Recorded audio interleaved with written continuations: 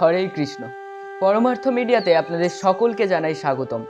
আজকে আমাদের আলোচ্য বিষয় আগামী একাদশী অর্থাৎ যোগিনী একাদশীর ব্রত মাহাত্ম্য কথা এবং কবে পালিত হবে যোগিনী একাদশী, পরের দিন তার পালনের সময় কি কি রয়েছে, সমস্ত কিছু আমরা এই ভিডিওতে বিস্তারিতভাবে আলোচনা করব। আগামী 2রা জুলাই মঙ্গলবার রয়েছে যোগিনী একাদশীর ব্রত উপবাস।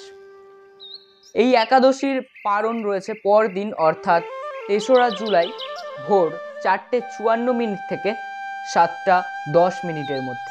এখন আমরা আলোচনা করব এই একাদশীর ব্রত মাহাত্ম্য সম্পর্কে।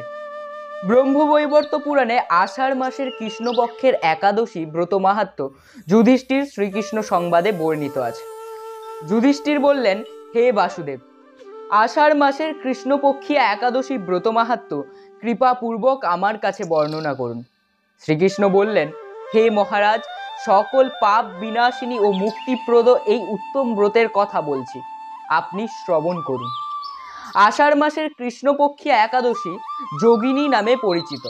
মহাপাপ বিনাশকারী এই তিথি ভবসাগরে পতিত মানুষের উদ্ধার লাভের একমাত্র নৌকা স্বরূপ। ব্রত পালনকারীদের পক্ষে এটি সর্বশ্রেষ্ঠ ব্রত বলে প্রসিদ্ধ। এই প্রসঙ্গে আপনাকে একটি পবিত্র পৌরাণিক কাহিনী বলছি। অলকানগরে শিব ভক্ত পরায়ণ কুবের নামে এক রাজা ছিলেন। তিনি প্রত্যহ শিব পূজা করতেন। তার হেমমালী নামে এক মালী ছিল। প্রতিদিন শিব পূজার জন্য মানস সরোবর থেকে সে ফুল তুলে যক্ষরাজ কুবেরকে দিত। বিশালাক্ষী নামে হেমমালীর এক পরমা রূপবতী পত্নী ছিল। সে তার সুন্দরী পত্নীর প্রতি অত্যন্ত আসক্ত ছিল। একদিন সে তার স্ত্রীর প্রতি কামাসক্ত হয়ে পড়ল। রাজভবনে যাওয়ার কথা ভুলেই গেল। বেলা 2 প্রহর অতীত হলো। অর্চনের সময় চলে যাচ্ছে দেখে রাজা ক্রুদ্ধ হলেন। মালির বিলম্বের কারণ অনুসন্ধানে এক দূত প্রেরণ করলেন। দূত এসে রাজাকে বলল, সে গৃহে স্ত্রীর সাথে আনন্দে মত্ত। দূতের কথা শুনে কুবের রেগে তখনই মালিকে তার সামনে হাজির হতে আদেশ দিলেন। এদিকে মালি পূজার সময় অতিবাহিত হয়েছে বুঝতে পেরে অত্যন্ত ভয় পেল। তাই স্নান না করেই সে রাজার কাছে উপস্থিত হলো। তাকে দেখা মাত্র রাজা ক্রোধ বশে চোখ রাঙিয়ে বললেন, রে পাপিষ্ঠ দুরাচার, তুই দেব পূজার পুষ্প আনতে অবজ্ঞা করেছিস। তাই আমি তোকে অভিশাপ দিচ্ছি, তুই শ্বেতকুণ্ঠগ্রস্ত হয়ে যা এবং তোর প্রিয়তমা ভার্যার সাথে তোর চির বিয়োগ সংগঠিত হোক।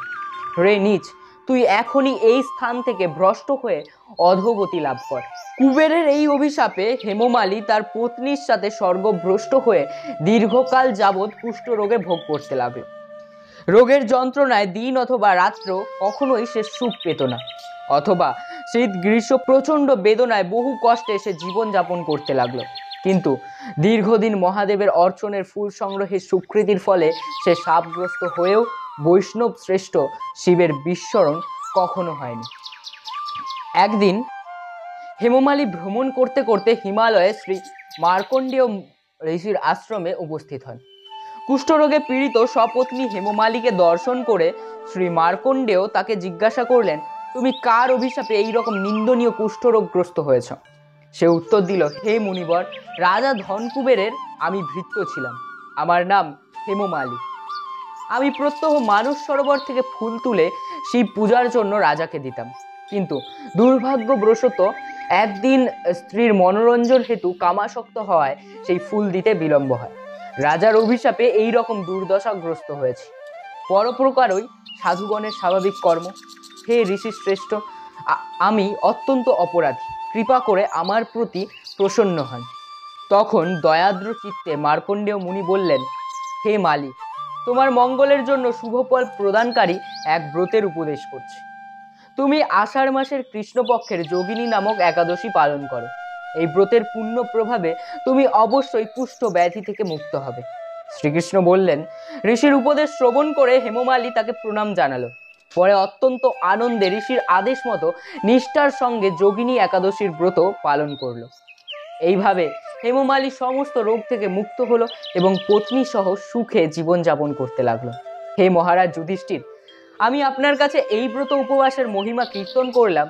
এই ব্রত পালনে 88,000 ব্রাহ্মণকে ভোজন করানোর ফল লাভ হয়। যে ব্যক্তি এই মহাপাপ বিনাশকারী এবং পুণ্য ফল প্রদায়ী যোগিনী একাদশীর কথা পাঠ ও শ্রবণ করে, সে অচিরেই সর্বপাপ মুক্ত হয়। এই ভিডিও যদি আপনাদের ভালো লেগে থাকে তবে অবশ্যই ভিডিওটিতে লাইক করবেন, কমেন্ট করবেন আর বন্ধুদের সাথে শেয়ার করতে ভুলবেন না। আর যদি আপনি এই চ্যানেলে নতুন হয়ে থাকেন তবে এখনও এই চ্যানেলটিকে সাবস্ক্রাইব করে যুক্ত হয়ে যান পরমার্থ কমিউনিটির সাথে।